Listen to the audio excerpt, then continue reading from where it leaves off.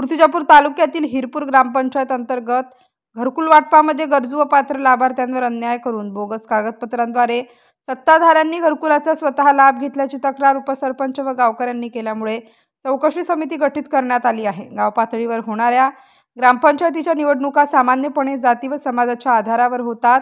आपले कामे व्हावे याकरिता जनता आपल्याच समाजाचे प्रतिनिधी निवडून येण्याकरिता जीवाचे रान करतात, परंतु पदावर आरूढ झाल्यानंतर पदाधिकारी सामान्य जनतेचे प्रश्न सोडवण्याऐवजी स्वतःचे आणि आपल्या हितचिंतकांचे भले करण्याकडेच लक्ष देतात। गावामध्ये अनेक विधवा, अपंग, गरीब, गरजू लोकांना राहण्यास साधे घर नसताना सुद्धा त्यांना वर्षानुवर्ष घरकुलापासून वंचित ठेवण्यात आले। तर दुसरीकडे ग्रामपंचायत पदाधिकारी यांनी 3-3 घरकुलाचा लाभ घेतल्याचा धक्कादायक प्रकार समोर आला आहे। त्यामुळे जनतेमध्ये असंतोष निर्माण झाला असून घरकुल योजनेच्या निकषांमध्ये पात्र न ठरणाऱ्या अनेक लोकांना बोगस कागदपत्रे लावून घरकुलाचा लाभ घेणाऱ्यांची चौकशी करण्याची मागणी या निमित्ताने करण्यात येत आहे।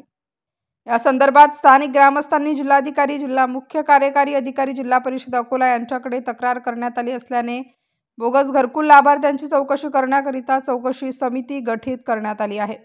या चौकशी समितीने योग्य अहवाल द्यावा अशी मागणी ग्रामस्थांनी केली, अन्यथा आंदोलन उभारण्यात येईल असाही इशारा यावेळी देण्यात आला आहे। MCN न्यूज मराठी करिता बाळासाहेब नेरकर, हिरपूर। या महिनाभरात फाईल पडलेले आहेत। नाव सांगितलं म्हणे आहे दुसरी पाय म्हणे माझे नाव आहे म्हणे बस काही हा विषय तुम्हाला विनंती आहे मॅडम, या एका कुटुंबाला कशी मागील 10 वर्षात साहेबांचं म्हणणं आहे मला पाहायचं, मग त्या कुटुंबाला घरकुलचाही लाभ मिळाला, त्या कुटुंबाला गोठाही मिळाला, त्या कुटुंबाला संडास पण मिळाला, मग इतके लाभ एका कुटुंबाला कशी मिळाले? तुम्ही ज्यावेळेस कागदांची पडताळणी करा, तुमच्यावर कारवाई करा, निघून त्यांच्यावर कारवाई करा तुम्ही।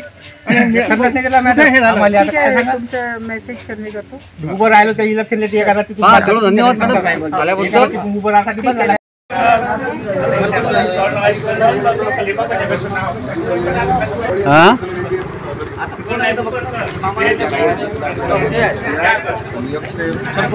बाकी सबन पाहिलेला कोण आहे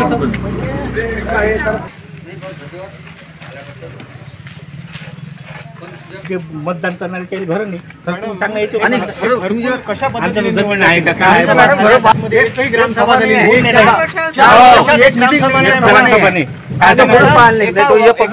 समजा एक जण 4 जणांचं कुटुंब आहे, वडील नावाने घरकुल, मग मुलाच्या नावाने घरकुल, मग मुली, मग बायकोच्या नावाने, हे कसं काय? एका घरात 4-4 घरकुल भेटले कसे काय एका घरात?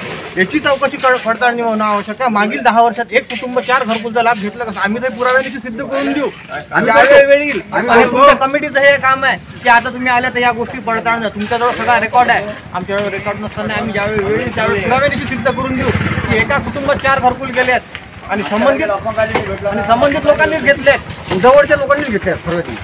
म्हणजे आमच्या साधारण लोकांना कोणाच काही नाही मिळालं। सांगा बरं, कुठून द्या पैसे? 200 रुपये रोज आहे आम्हाला, फक्त 2 द्या आम्हाला, खायची सोय लागत नाही ती आम्हाला आमची। तुम्ही माझं घर बघितलं, माणूस मॅडम बोलते ना जीव तुळून। आता हे बाई विधवा आहे बिचारी, मागची कोण घ्या काय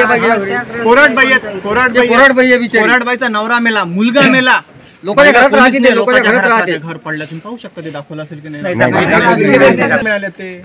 मग आता याचा तुम्हाला हा इतका कमी शॉर्ट पिरियड मध्ये हा अहवाल तयार होणार, तुम्हाला याचा गहन अभ्यास करावा लागेल, मागील 10 वर्षाचा रेकॉर्ड तपासावा लागेल की एका घरात 4-4 घरकुल मिळाले कसे, कुठल्या पद्धतीने मिळाले, रात्र नाव कट होतात कसे? तुम्ही गव्हर्नमेंटचे आल्यावर नाव इथून कट होतात कसे? इथूनच आले म्हणजे मोदीचे नाव कट होतात, नंबर येतात।